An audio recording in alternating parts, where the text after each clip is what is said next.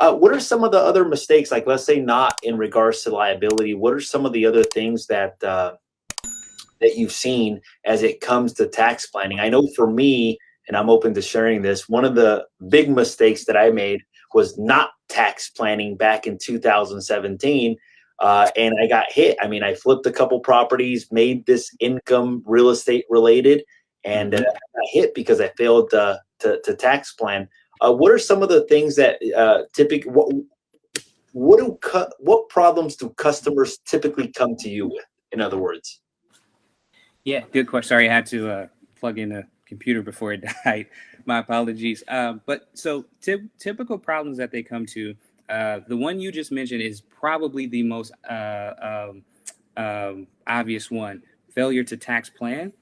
Because you get into the ebb and flow, you got a couple of deals going. It's like, I'll get to that, I'll get to that, I'll get to that.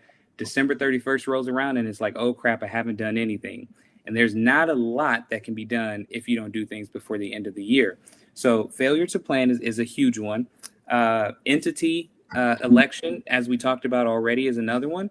But the biggest one is really not understanding that as a business, you'd have now opened the door to have all kinds of amazing deductions that you would normally take on as personal expenses, but now they truly have a reasonable and customary business purpose.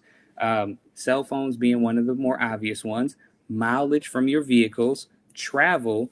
I mean, we could go on and on. I kid you not, the number of tax returns that I review every month and the number of missed opportunities that are on them easily into the five figures, right? 10, 15, $20,000 worth of deductions simply because they're not aware of the opportunities that are in front of them. So those are some common things there. And then, perhaps another one of the bigger offenses is you try to do everything on your own and screwed something up and you got a letter and now we have to fix it. Mm-hmm. Yeah. So one of the mistakes would probably be trying to do everything on your own, basically. In other words. Okay.